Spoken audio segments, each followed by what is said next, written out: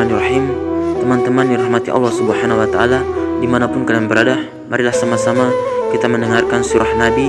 Semoga dengan surah ini dapat membuka pintu hati kita agar kita selalu mengingat dan selalu bersolawat kepada Rasulullah Subhanahu wa Ta'ala.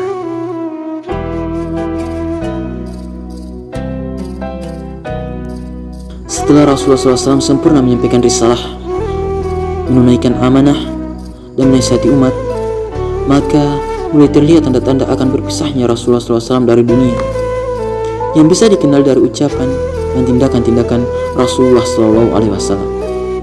Rasulullah SAW telah melakukan itikaf pada bulan Ramadan di tahun ke-10 menjadi sebanyak 20 hari, dan Jibril mengajar Rasulullah SAW Al-Quran sebanyak 2 kali. Rasulullah pun sempat berkata kepada putrinya, yakni Fatimah, "Aku tidak melihat hal itu, melainkan memang telah dekat ajalku." Dan beberapa tanda-tanda lainnya, hingga turun Quran surah Al-Maidah ayat 3. A'udzu billahi minasy syaithanir rajim. Bismillahirrahmanirrahim. حرمت عليكم الميتة والدم ولحم الخنزير وما أهل لغير الله به والمنخنقة والموقوذة والمتردية والنطيحة وما أكل السبع إلا ما ذكيتم وما ذبح على النصب وأن تستقسموا بالأزلام ذلكم فسق اليوم يئس الذين كفروا من دينكم فلا تخشوهم واخشون اليوم أكملت لكم دينكم وأتممت عليكم نعمتي ورضيت لكم الإسلام دينا فمن اضطر في مخمصة غير متجانف لإثم فإن الله غفور رحيم. Dalam khutbahnya, Rasulullah SAW di depan seluruh sahabat-sahabatnya mengatakan bahwa kalian selamat ketika kalian berpegang kepada 2 hal, yaitu Al-Quran dan Hadis. Barang siapa yang mencintai Al-Quran dan Hadis, maka ia akan selamat dan masuk dalam surganya Allah Subhanahu wa Ta'ala. Abu Bakar As-Siddiq yang mendengar kalimat ini pun mulai terisak-isak, karena ia tahu bahwa inilah detik-detik kepergian dari Rasulullah SAW. Di dalam masjid ini pula Rasulullah SAW berkata kepada sahabat-sahabatnya, "Aku tidak ingin ketika nanti aku dipanggil oleh Allah Subhanahu wa Ta'ala masih ada orang-orang yang aku zalimi dan mereka belum membalas perlakuan burukku semasa di dunia. Maka pada hari ini siapa yang ingin mengkisosku silahkan.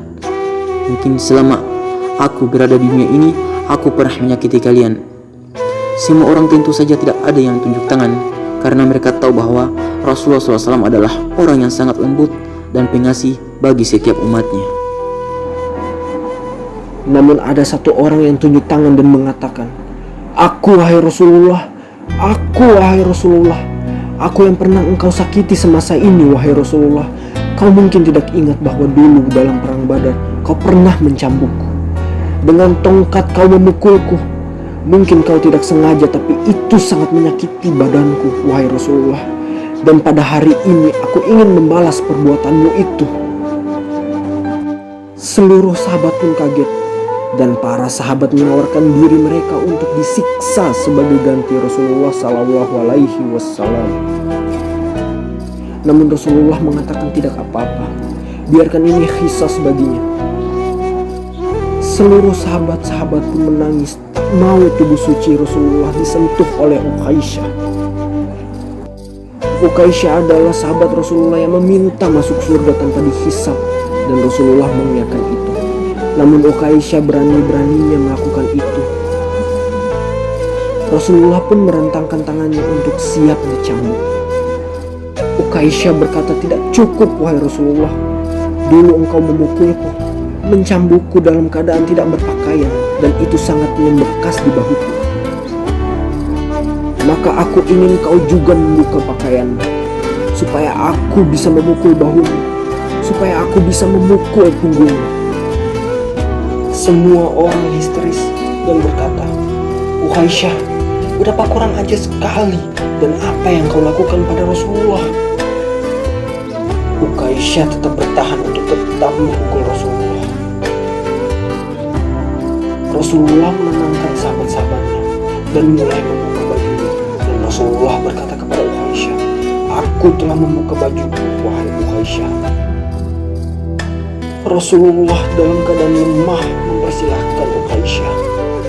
Ukaisyah pun berjalan memutar-mutar cambuknya, dan ketika mendekat, Ukaisyah malah melempar cambuknya dan mendekat erat Rasulullah Shallallahu Alaihi Wasallam. Ukaisyah berkata, tidak mungkin aku melukai tubuhmu yang suci, wahai Rasul. Aku hanya ingin memelukmu. Aku hanya ingin kulitku bersentuhan dengan kulitmu. Aku sangat mencintaimu. Tidak mungkin aku melukaimu, wahai Rasul. Ketika itu, pada hari Senin 12 Rabiul Awal tahun 11 Hijriah, Rasulullah Shallallahu Alaihi Wasallam memanggil Fatimah lalu membisikkan sesuatu sehingga ia pun menangis. Kemudian Rasulullah kembali membisikkan sesuatu kepadanya dan ia pun tertawa. Bisikan yang pertama adalah bahwa Rasulullah akan wafat dengan sakit ini. Bisikan yang kedua adalah bahwa Fatimah ialah orang yang pertama dari keluarga Rasulullah yang akan menyusulnya. Dan Rasulullah pun mengabarkan kepada Fatimah bahwa ia adalah pemimpin para wanita seluruh alam. Dalam keadaan menjelang wafat, Aisyah radhiyallahu anha menyandarkan Rasulullah sallallahu alaihi wasallam di dadanya, antara posisi paru-paru dan lehernya. Kemudian Rasulullah bersiwak menggunakan siwak yang dilembutkan oleh Aisyah. Rasulullah mulai memasukkan kedua tangannya ke dalam bejana yang berisi air dan mengusapkannya pada wajah Rasulullah sallallahu alaihi wasallam. Malaikat maut pun masuk ke dalam rumah Rasulullah sallallahu alaihi wasallam. Dalam keadaan yang lemah, Rasulullah bertanya kepada malaikat maut, "Di mana malaikat Jibril? Kenapa dia tidak hadir di hari ini?" Malaikat Jibril pun pada akhirnya datang menemui Rasulullah sallallahu alaihi wasallam dalam keadaan berbaring di atas pangkuan Aisyah dengan lemahnya. Kemudian, malaikat Israel pun perlahan-lahan mulai mengambil nyawa Rasulullah dari kakinya. Perlahan-lahan ditariknya nyawa Rasulullah. Rasulullah berkata, "Wahai malaikat maut, dahsyatnya sakratul maut ini. Sungguh sakit sekali sakratul maut ini. Jika rasa sakitnya sakratul maut sesakit ini, tolong limpahkan seluruh rasa sakit sakratul umatku, wahai malaikat maut. Aku tidak ingin umatku merasakan kesakitan seperti ini."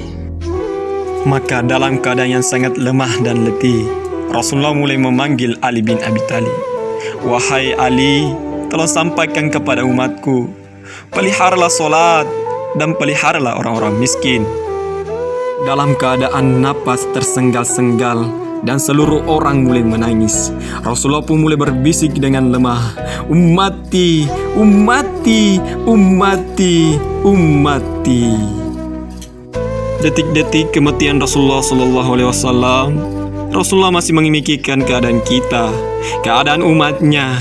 Apakah sepeninggalnya, apakah kita taat kepada Allah atau maksiat di jalannya?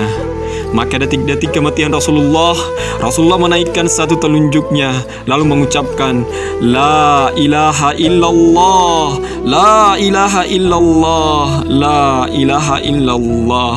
Lalu lepaslah ruh Rasulullah sallallahu alaihi wasallam dan menggeletak tangan beliau. Orang menangis terseduh-seduh. Berita wafatnya Rasulullah sallallahu alaihi wasallam tersebar dalam sekejap di antara para sahabat. Dunia menjadi tersegelap bagi mereka. Hampir saja mereka kehilangan kesadaran. Tidak ada hari yang lebih baik dan lebih gemilang dibanding dengan hari ketika datangnya Rasulullah sallallahu alaihi wasallam, dan tidak ada hari yang paling gelap dan paling buruk dibanding hari meninggalnya Rasulullah sallallahu alaihi wasallam. Umar bin Khattab berdiri di dalam Masjid Nabawi sambil berkata, "Sungguh Rasulullah SAW tidak akan pernah meninggal dunia sampai Allah membinasakan orang-orang munafik." Umar pun mulai mengancam, "Barang siapa yang mengatakan Rasulullah telah wafat, akan aku penggal lehernya." Sambil menangis, Umar tetap berkata, "Rasulullah tidak wafat. Rasulullah hanya seperti Nabi Musa, bertemu dengan Allah, setelah itu kembali lagi. Abu Bakar pun menemui Aisyah terlebih dahulu, kemudian mendekati Rasulullah yang telah diselimuti. Kemudian Abu Bakar berkata kepada Umar, "Wahai Umar, sesungguhnya Rasulullah adalah manusia biasa dan akan bertemu dengan kematian. Namun, barang siapa yang menyembah Allah, maka Allah tetap maha hidup dan tidak akan pernah mati." Abu Bakar pun membacakan surat Ali Imran 144. Bismillahirrahmanirrahim.